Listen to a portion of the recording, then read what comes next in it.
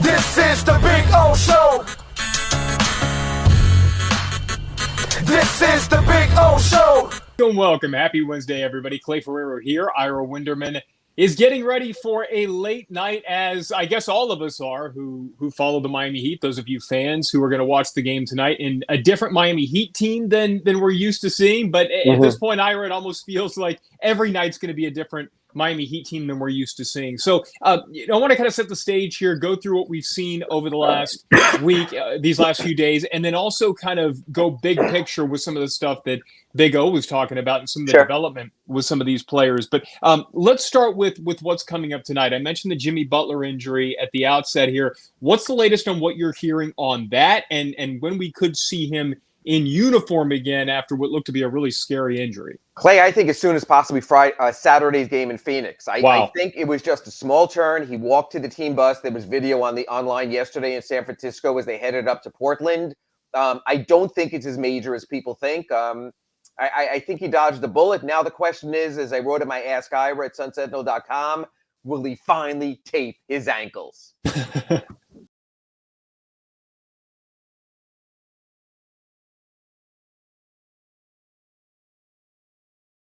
It's the big question that we've all been wondering about. No, but seriously, I think the thing with Jimmy Butler and Kyle Lowry, and you and I talked about this going back to the summer and when all this when this roster was put together, it was you figured at some point you were going to have to navigate games without one or both of these players, and two guys who are obviously the cornerstones of your franchise along with Bam Adebayo, and yet you were hoping to do it by resting the players as opposed to having them get hurt. And unfortunately, we've seen some ankle injury. We've seen some issues pop up. Ira, I'm going to ask you this. At what point, as a Miami Heat organization, do you go against everything that you're about, which is competition every night, and kind of pull back the reins a little bit once these guys are healthy and say, okay, Kyle and Jimmy, you're sitting out this second night of a back-to-back?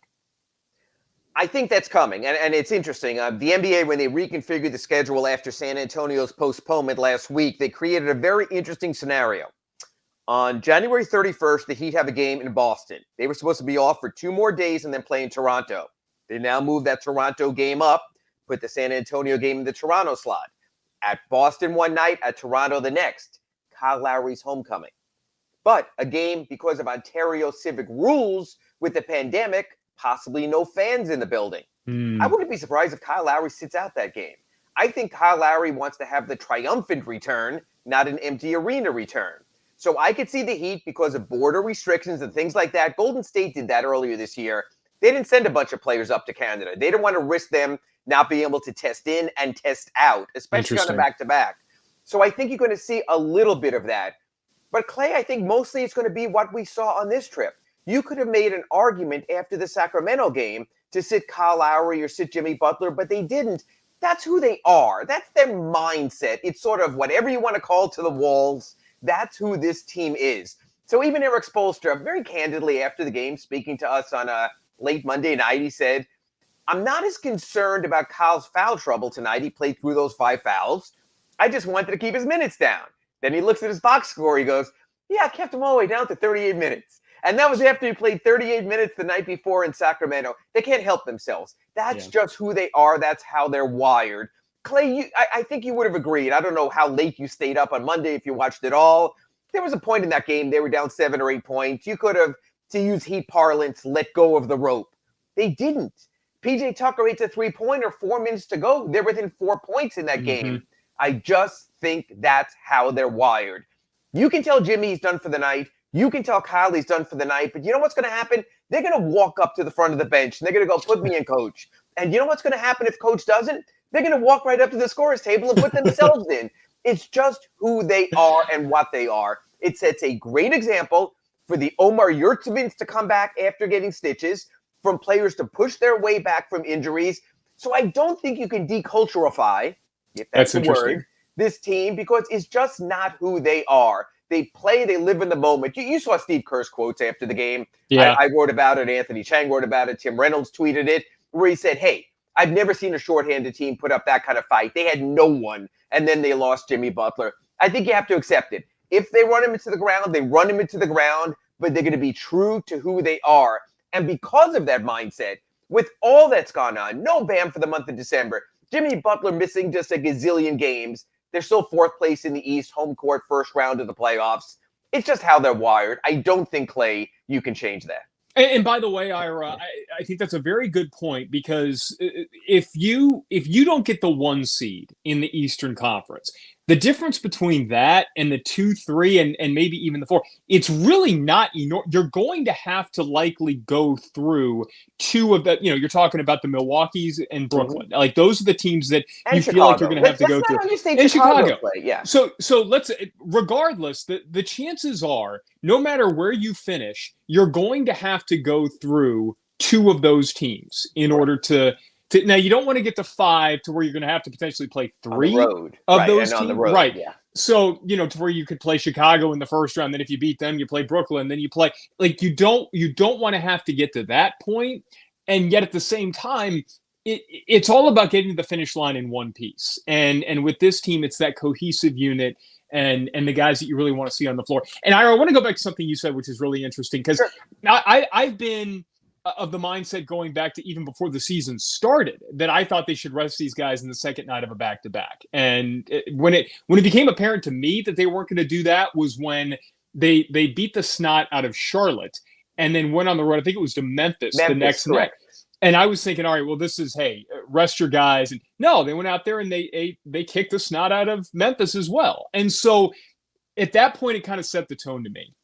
And not to, this is a basketball show, but, everybody knows I'm a Saints fan. You can't, with Sean Payton, the head coach of the Saints, you can't, sing his praises when he kicks an onside kick to start the second half of the Super Bowl, and then at the same time get mad when he goes for it on 4th and 3 at his own 40-yard line, right?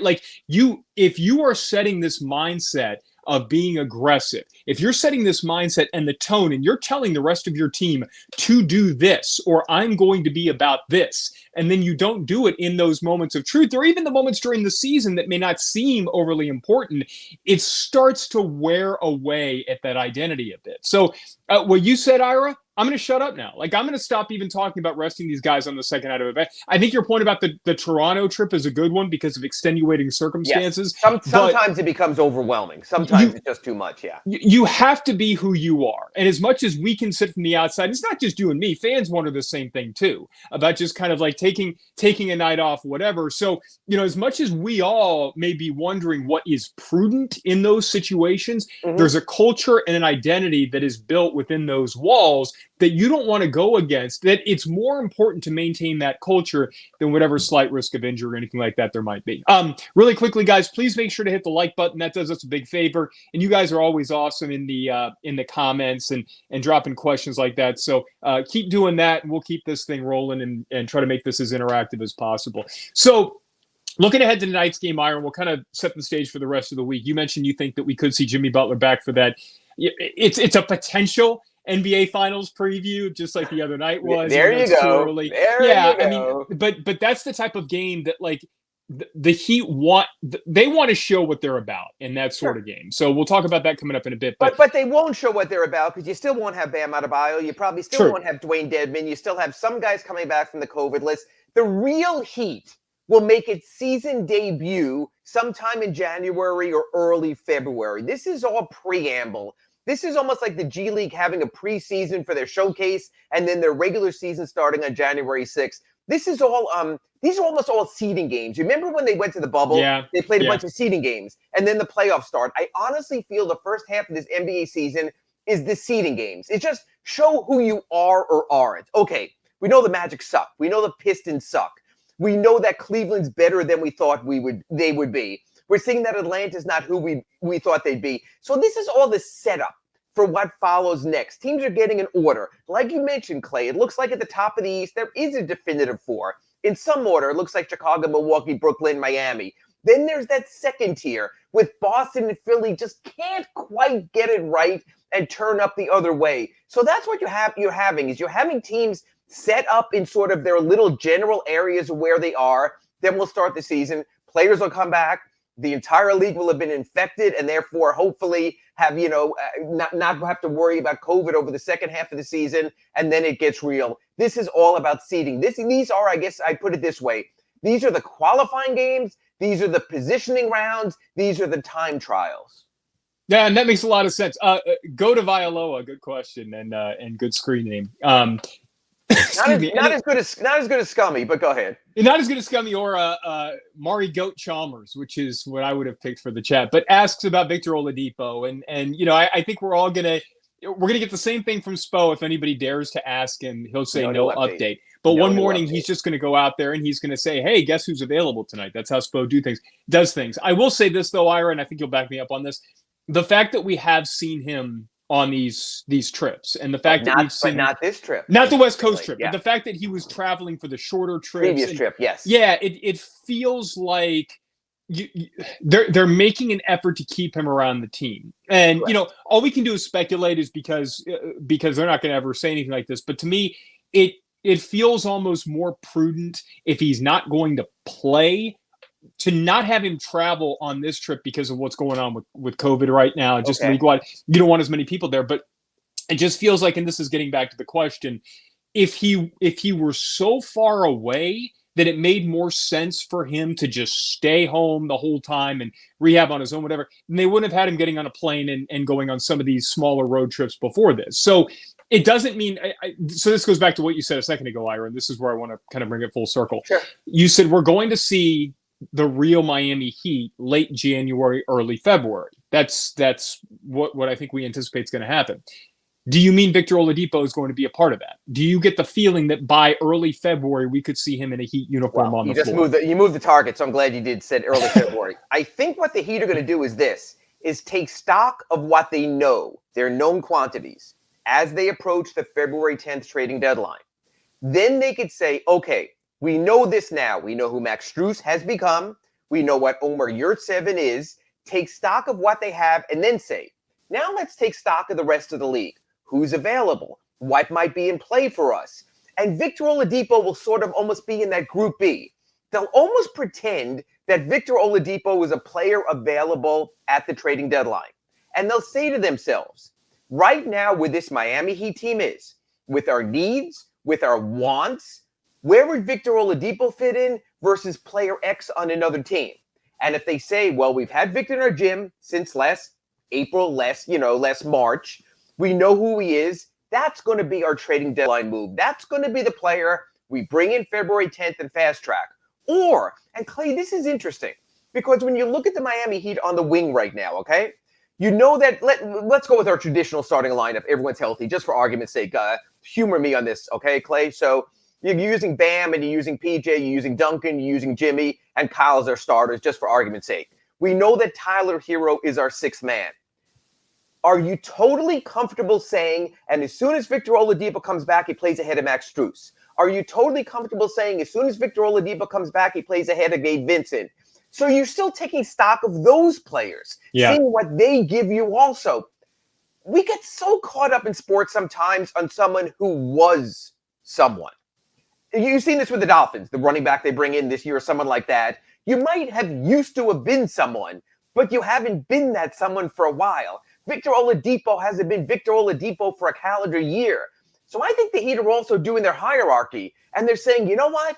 Where we think Victor Oladipo is going to be, it's not that much higher than Gabe Vincent or than Max Strus. And I think they'll really reset everything come February, because come February, you have the chance to make a trade, to think about buyout options, to move Caleb Martin to a two-way from a standard deal, to move KZ Okpala and free salary space to add a 15th player. So I think Victor Oladipo is almost more in the personnel mix than the roster mix right now. And that's why I think the February trading deadline will be the official reset for the Miami Heat. So don't buy your jerseys yet. I hope Michael McCullough's not listening.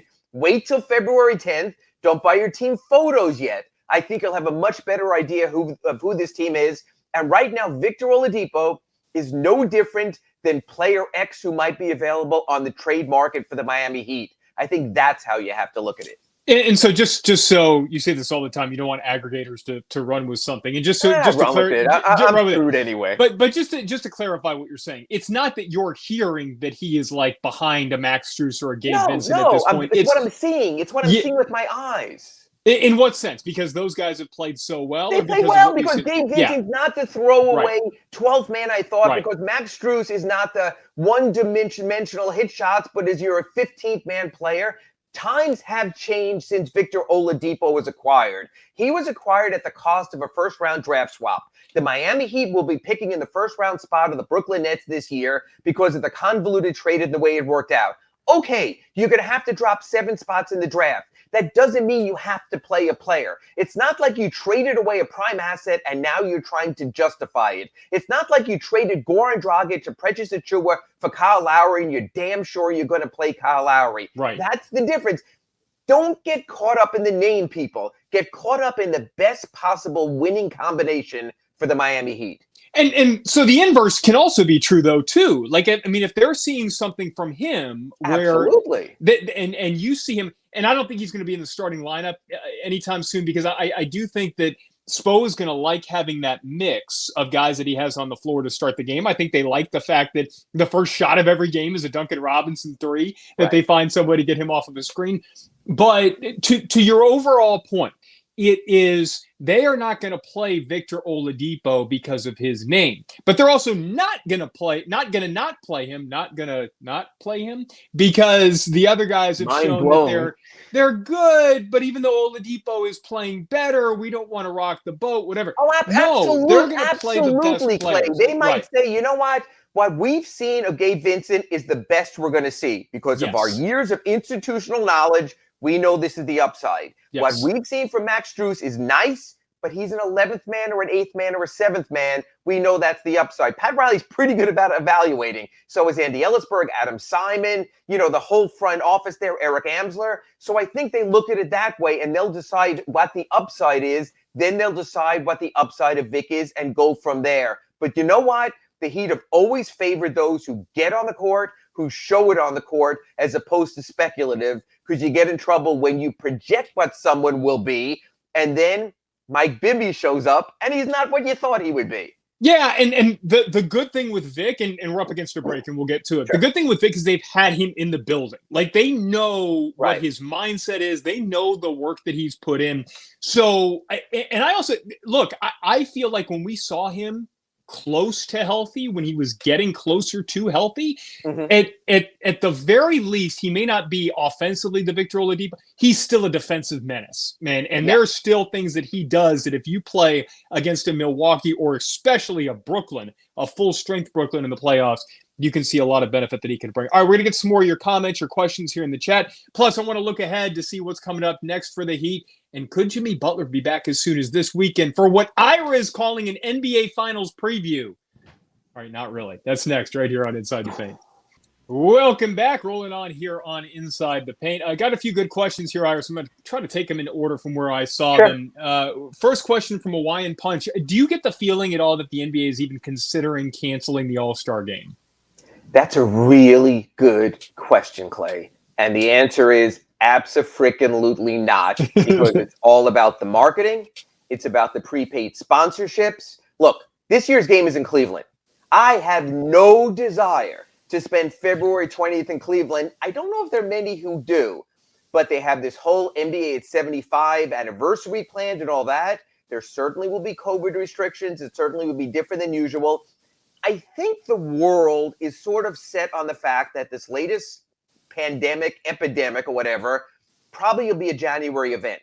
And that probably by that time, Super Bowl and NBA All-Star game, it'll trickle back the otherwise. We'll all be immune because we'll all have been infected. So I think they move ahead with it. But I got to tell you, this might be the kind of year we sort of see it like the Pro Bowl, where guys desperately want to get selected to get the bonuses in their contracts. Exactly. And guys desperately will want to come up with a reason. It's funny. Unlike Antonio Brown faking his vaccination card, guys might fake positive COVID tests. I love to be in Cleveland, but look, here's my little pink line on my home test. I can't be there. And then you see a picture of them out at South Beach or something like that. I mean, I know they want to spread it around. I know Dan Gilbert's been a good citizen. What he went through. Wait. They want to spread it around.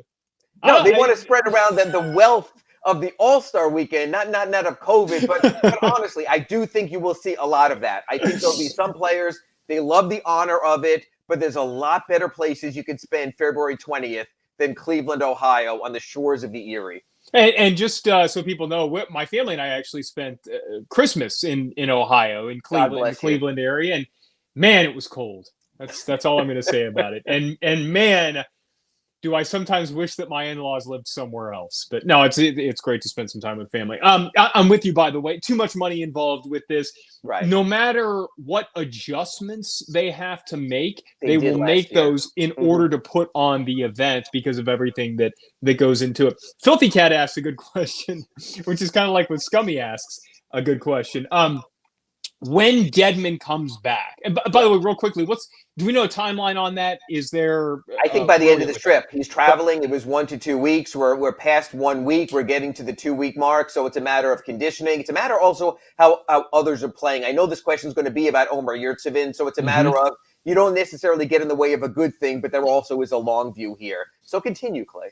Yeah, no, I mean, that's where the question goes is who do you see getting more minutes between Dedmon and Yurtseven? I think you go back. I think you go back to the veterans. I think you go back to what wins for us in playoffs. Omer has been terrific, has been a rebounding machine, but still is mistake prone. Still has shown a little bit of those Joel Anthony hands. You still have to work on that a little bit. He's the long view. Dwayne Dedmon's under contract for 1 year. Then he can cut bait, so you can wait till next year.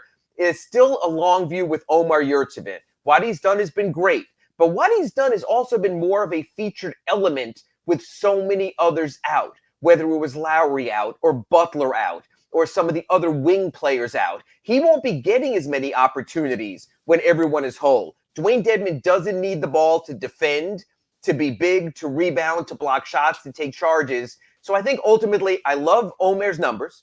I think I wrote this the other day in the Sun Sentinel.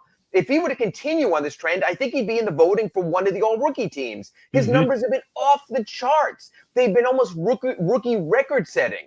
But I think eventually you're saying we're in it to win it as opposed to in it to build stats. I think Omer, take the longer view, and you'll be more satisfied. There is something there that he found. They eventually will fully develop it. But Dwayne Dedmon, I believe, steps back into the backup role once Bam Adebayo also comes back. And this is where it's also fascinating. It's the Heat's defense is built on synergy and guys knowing where the other guy is. And when it's at its best, it is just, I mean, they are all over the place and they're able to switch at will and 5 men on a string, yeah. Right. And for all that Omer Yurtseven does well, and by the way, he's been a better defender at the rim than I think we anticipated, just strictly because of his size and his basketball IQ on D. Like, it feels like he knows where to be when guys get near the rim.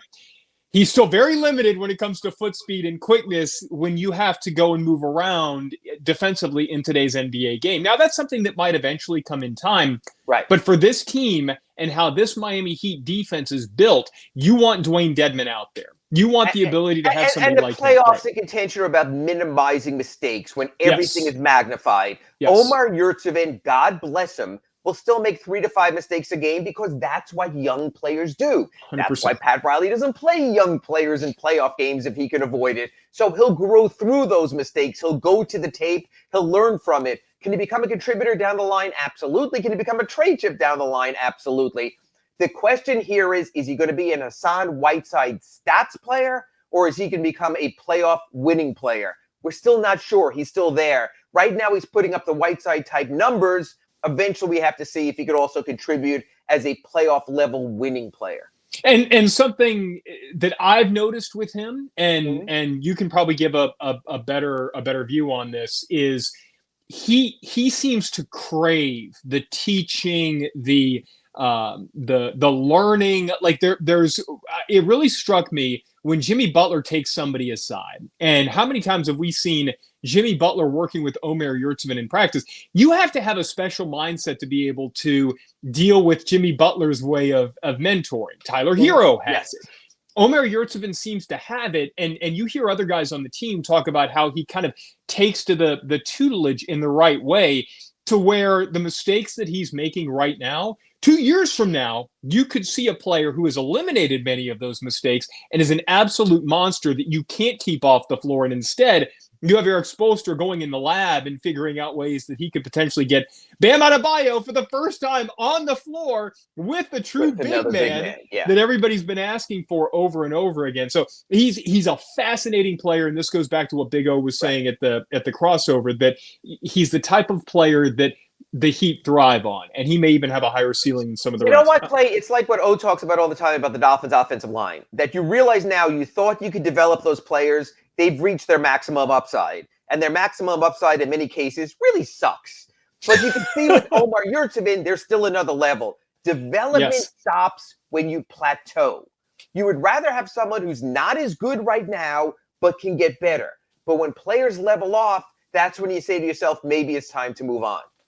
Yeah, Art Carrillo, we knew the Heat were going to be a scrappy team this year, but this is ridiculous, loving every single minute of it. Yeah, and that's what this team's identity is. Tony asked a good question here, and we've kind of hit on this before, but I want to kind of take it in the context of what we're seeing right now. Sure. At what point do you consider putting Tyler Hero in the starting lineup? And again, I know this is something that we kind of addressed, but where he is relative to where he was a year ago, do you start to reassess potentially making him a starter, or do you like him where he is now and keeping the rotations the way they are? I think because of the way this team is built, he's better as a sixth man because he could be the spark off the bench. I'm even curious tonight, now that you have Caleb Martin back, you have Max Strus back, you have PJ Tucker back, whether Eric shifts Tyler Hero back to the bench, maybe starts with PJ Tucker, Omar Yurtseven, Max Strus, Caleb Martin, and Kyle Lowry to get Tyler to what he does best, to be that boost off the bench, to be that guy who's shown to be a decent playmaker. So we can come in as a point guard now also. I think tonight's going to be interesting in Portland against the Trailblazers. I think there's a chance for as well as Tyler has played and for what he's given them in the absences of others, even with Jimmy out, I could see Tyler going to the bench to balance the lineup out a little bit more. I've always said this. We've talked about it for weeks. I think Tyler can be a great prototypic NBA sixth man. Whether he'll be satisfied with that, whether that's the best expenditure of eventually your extension dollars is a question. But I think this team works better when you have him, when you get into a malaise early, when you're not hitting shots, to have someone like that come off the bench. Because right now, it's either that or Kyle Guy. They just don't have another guy off the bench. I guess you can make Max Strus that guy if his win still needs to pick up a little bit tonight. But I think it's going to be interesting. I think when the Heat announced their starting lineups tonight at the Moda Center against Portland, I would not be surprised to see Tyler Hero playing again as a reserve. And here's the other thing, Ira. I don't think you can have a starting lineup where you have both Duncan Robinson and Tyler Hero in it. And so to me, it's the only way Tyler Hero starts for me is if you decide to make a change elsewhere. And if for some other reason you're going with maybe Kyle Lowry, Tyler Hero, I don't know, a Caleb Martin, Bam Adebayo. You're talking about that you can't have two minus defenders in there for you. And I agree. And that's, we haven't discussed this much, and I thought you alluded to it earlier in the show. That's what happened at the end of the Sacramento game. You were out of bodies, and you had to play Tyler Hero at the end. De'Aaron Fox gets him on his hips. He commits a foul.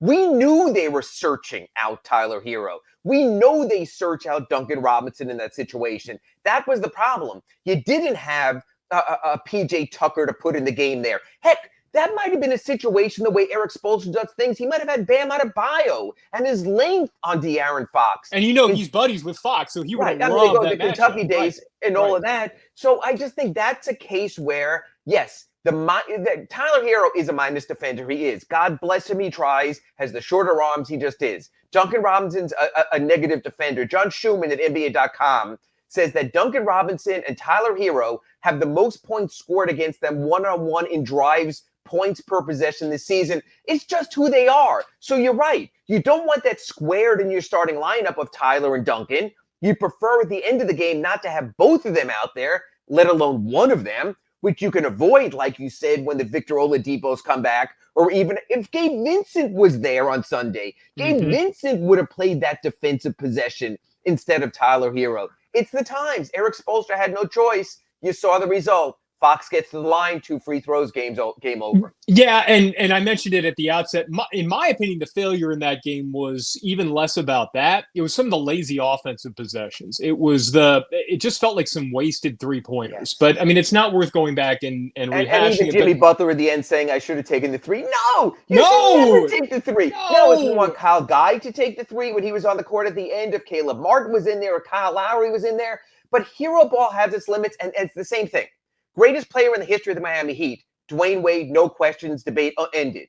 But you know this, Clay. There were times that Dwayne would settle for the 3 at the end of a game. It's not his shot. Right. Dwayne Wade has 75 other tricks in his bag that are better. Jimmy Butler has 50 other tricks in his bag that are better. That's what you get to. So I'm glad Jimmy didn't settle for the 3 and all or nothing. He had a bunny. He had a 6-foot shot. He happened to miss it. But man, if I can get that shot off an inbound with 6 seconds to go, I will take it every single time. And I counted 4 other threes that were wasted possessions. It was 2 by Jimmy Butler. It was 1 by Kyle Lowry and 1 by Tyler Hero. That was the failure to me. The personnel situation defensively, but you shouldn't have gotten into that. Oh, and the last one was Caleb Martin, the bad foul on the 3-pointer by Fox. That's where they lost that game, not on the shot by Jimmy Butler late.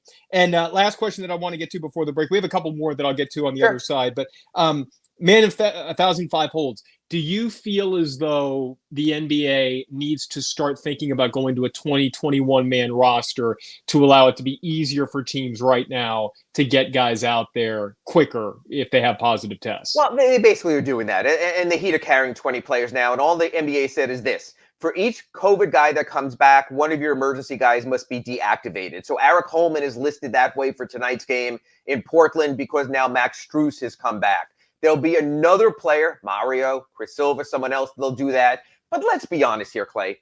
You play 5 players. You rotate 8 or 9 players. You don't need that many extra players. And I would rather, and I've said this before, not have one team hoard players. So when another team needs someone, take Chris Silva. His 10-day ran out of Minnesota. They were fine. The Heat immediately jumped on it and called up and said, Chris, as soon as that deal's done, come sign with us. Greg Monroe's finishing a 10-day deal right now with Minnesota. He's already been contacted by Washington. As soon as your deal is up, come to us. I'd rather have an available pool of players rather than one team like Alabama in football just hoarding the top 105 prospects in the country.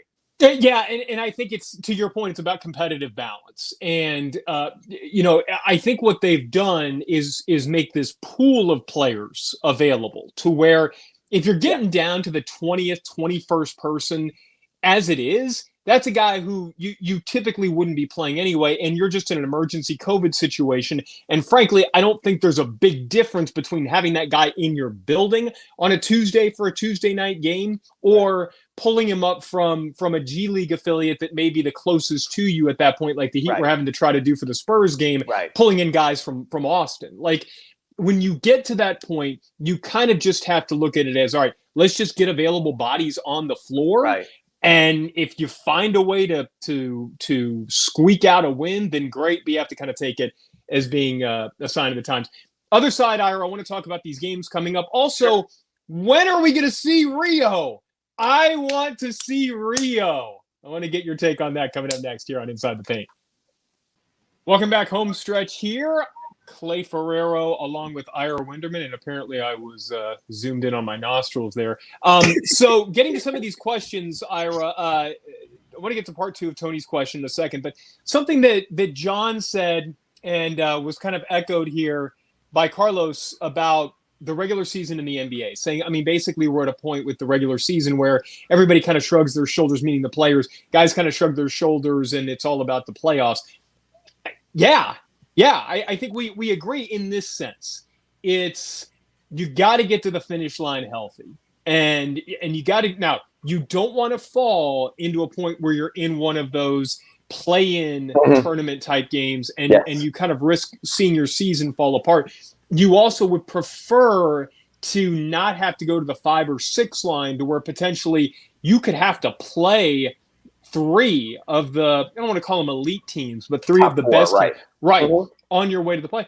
But yeah, I mean, I think to be fair, you want to get to the first round of the playoffs with Jimmy Butler, Bam Adebayo, Kyle Lowry, Tyler Hero, Duncan Robinson, You want to get there with these guys healthy and see if you could. Because Ira, to me, I saw all I needed to see from this Heat team the first 3 weeks of the season. When they went out there opening night and they beat the pants off of Milwaukee. Then they went into Brooklyn and they absolutely stomped them, regardless of what the final score said.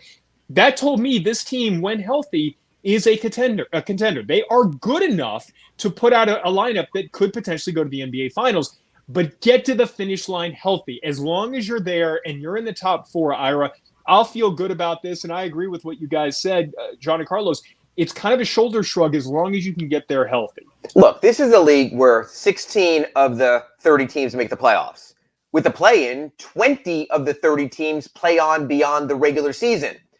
Look, if the NFL had this many playoff teams, all these 8-8 or now 9-8 Dolphin season would be celebrated. This is our 6th straight year in the playoffs because more than half the teams make the playoffs, like they do in the NHL, half the teams, in the NBA, more than half the teams. But the reality is, because you only need to get to the top 20 to play on and the top 16 to get into the playoffs and have a chance, you have to build your season that way. It's a different type of setup. It's a long grind to make money, but you know what matters most? No one remembers what seed you were when you get to the NBA Finals against the Lakers in 2020. They just remember that you got there at the end. So, of course, health matters. But you also have to develop a cohesion and a style and an identity.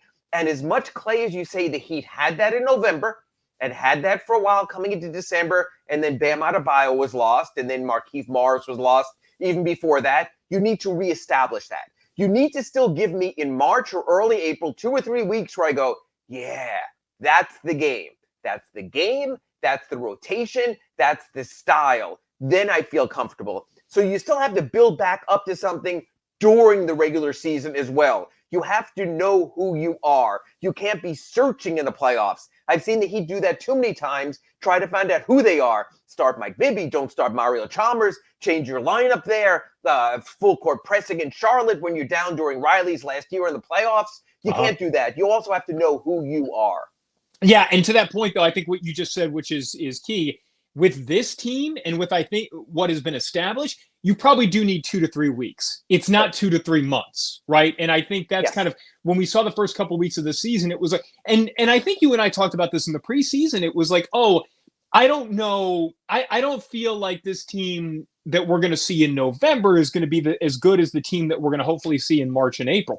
That wasn't the case. I mean, they came out of the gates and they looked like a unit that had played together for a while. So with this team, and I guess to your point, it's more team specific and year specific. With this team, as long as you get 2 to 3 weeks of that, I'll feel pretty good about it.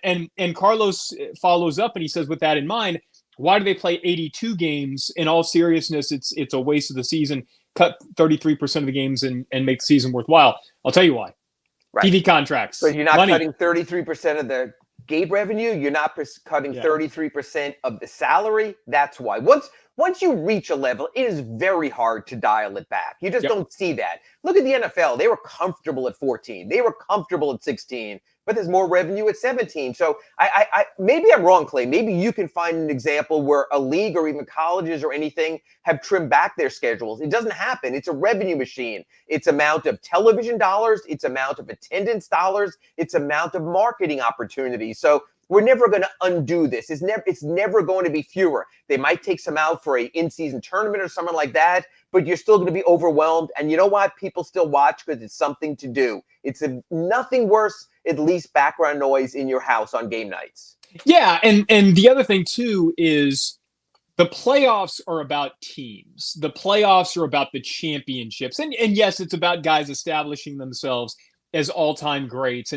But the regular season is about moments. The regular season is about, what we saw with Steph Curry the other night. I mean, so you're right in that ideally, maybe you don't want to water it down. And yet at the same time, it presents more opportunities for us to see guys who have these crazy games or, bonkers dunks. I mean, things that, you're going to see over and over again for Right. years The regular to come. season is about SportsCenter. Is that every night the NBA will create 10 moments. Every night the NBA will promote 3 to 5 players. Trae Young going off and losing in Portland. Anthony Simmons having a night like that. That's what the NBA is about. It creates moments. So yes, you might be watching a stinker of a game, but other people in other cities might be watching something remarkably compelling, like the Heat was down 4 with a shorthanded roster at Golden State on Monday night that was on national TV on NBA TV. And what NBA people would tell you is going by the NBA package to where you can watch those games in the other markets. And then following up on a question earlier, was this Tony who was asking about? Tony was asking about Tyler Hero. He said, second part of the Tyler Hero question relative to him being in the starting lineup is, what if he feels as though he should be in the starting lineup? I guess what you're kind of getting at here, Tony, is, do you risk some bad blood? Do you risk him? I would say this: the Heat would tell him tough luck. And the thing that we've seen from Tyler Hero is, I think he feels like he should be starting, right? I mean, he's already there. I think Tyler Hero feels like he should be playing 48 minutes a game. And yet Tyler Hero knows that he would be remembered for what would happen in the final 5 minutes of a game, or what would happen during that, I think it was third quarter stretch against Boston in game 5 or 6. Game 6, my brain's leaving me. But the third quarter stretch where Heat were kind of floundering a little bit, and he essentially saved them and helped win them that game. As long as the minutes are similar. Yes. In other words, and they are. Tyler Hero off the bench. Tyler Hero as a starter plays the same amount of minutes anyway. Erik Spoelstra is very good with manipulating his minutes, keeping people within target ranges, so that wouldn't change anyway. And he'd be more featured on the second unit without Jimmy and without Kyle at times, to be more a boy wonder than to have to set up other players. We saw that the other day. He started, I think it was Houston or Sacramento, 0 for 6 in the first quarter because he was playing with the other guys. He's much better when he gets a chance to sort of go off and maybe take terrible shots that happen to go in and not have to feel bad about that. Yeah, and so with Tyler Hero, too, and this kind of goes back to the point we were saying a second ago, the moments, right? And what you remember. When you think of Tyler Hero, what do you think of? You don't think of, or any player for that matter, you don't think of, other than I think Steph Curry's first pointer against the Knicks was probably in the first quarter, second quarter the other night. But you don't think of a guy coming off a curl with 7 minutes to go in the first quarter and knocking down a jump shot.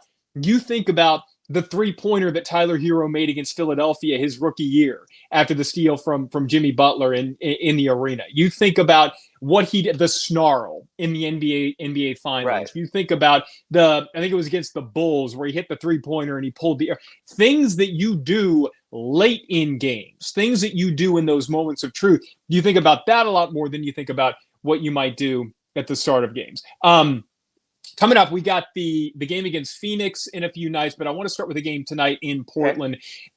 Latest I saw is both Damien Lillard and CJ McCollum had been ruled out. I want to double check here because the Trailblazers just released an update on Damien Lillard. But what's your take on how the Heat will approach tonight? We know Jimmy Butler has been ruled out, but as far as the rest of the roster, how are they looking, and who do you anticipate to get the bigger minutes tonight? Well, there's also a Larry Nance question. He had a false positive. He has to produce 2 negatives in a 24-hour period. He's in that process now. If he doesn't play, Clay, I've always said this. I line up and I say to myself, who are the best players in the game? So I guess if I look at Portland right now, not to overstate what Anthony Simons did the other day, but I'd probably say I'd look at Norman Powell and Joseph Nurkic as sort of, their top 2 guys. I'd look at the Heat right now, probably as Tyler Hero and Kyle Lowry. And I'd say this, the talent level has evened up.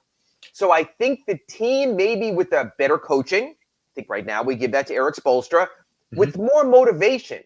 Portland is sitting at home right now, reading these stories that Damian Lillard's season might be over due to his abdominal strain. They might have to call it. If you're a Portland player, and you're about to be told or learn that Damian Lillard's season's over, you know that your season's over. You cannot be in a good mental state. The Heat, by contrast, hey, yes, we lost Jimmy Butler. He's still with us, though. We got Max Strus back. We're getting healthier. We played a damn competitive game on Monday night against Golden State. We were within 2 points of the finish against Sacramento. I still think they have a good mojo about them to want to break this 2-game losing streak. So I think the Heat are in a good spot tonight. I think Portland could be down because the news around them is just so darn gloomy about what's going on there. So not a bad Heat spot. Would not be surprised if they're in good shape. Yeah, and you also kind of know now when you talk about the best players on the floor, you kind of know that you have to attack Norman Powell. You can't let him beat you. And, whereas before when Norman Powell is on the floor, Powell, I think, is one of the more underrated players in the league. And yet part of the reason why he's able to get some of the numbers like he did the other night is because there's a lot of other talent there. Now, if a team can focus on him, has time to game plan against him, then obviously the compass moves a little bit. Okay, the game against Phoenix coming up this weekend. You said at the outset, and I want to go back to what we said in the crossover. You genuinely believe there's a chance that we could see Jimmy Butler on the floor for that game. And what's kind of giving you that vibe? There are 2 days off before you play Phoenix. They're off on Thursday and Friday. Then they're off on Monday and Tuesday also. So you could make an argument, Clay, and say, hey, if you give him that day off, it's a 5-day stretch. He gets a full week. My thought is, but he can also get the ankle right to see if he's okay. And if something happens, you still have 2 days off after that anyway. They're playing to win. Now, it might be as simple as this.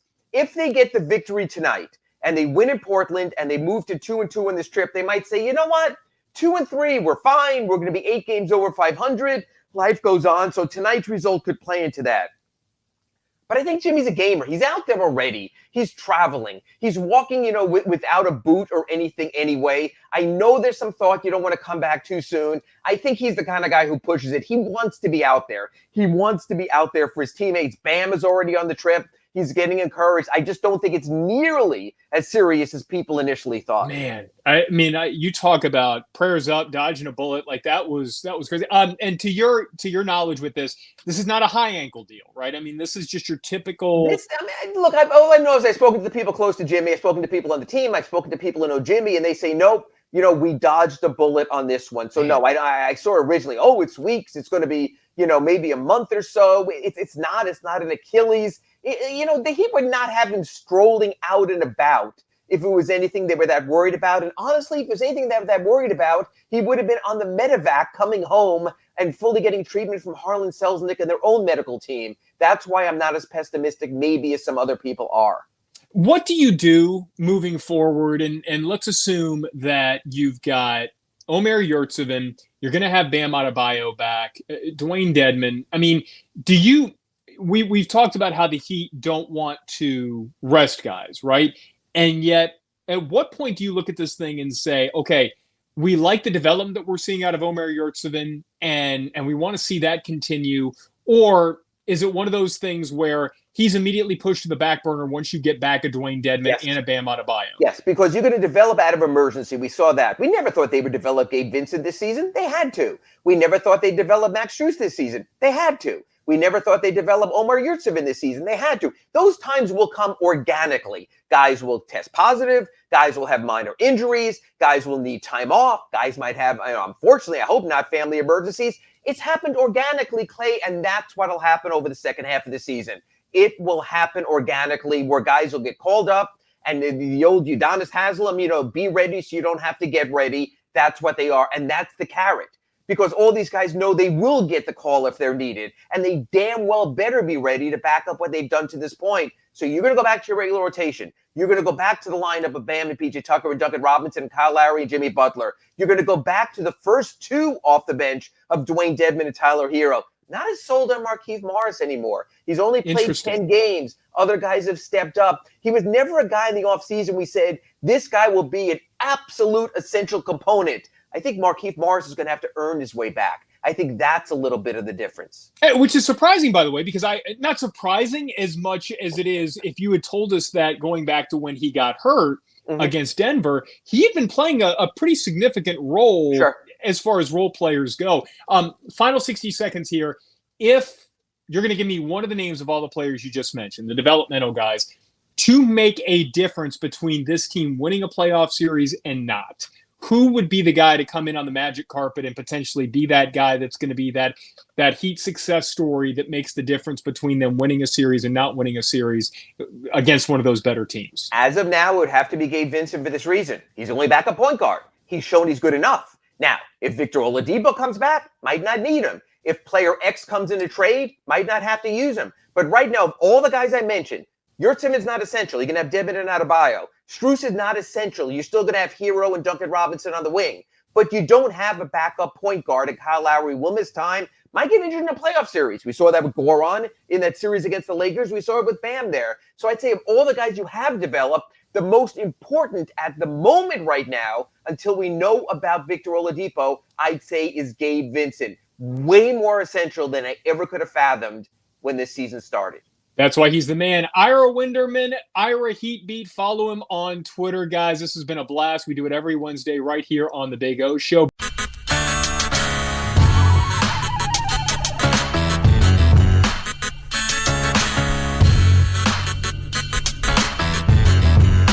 This is the Big O Show.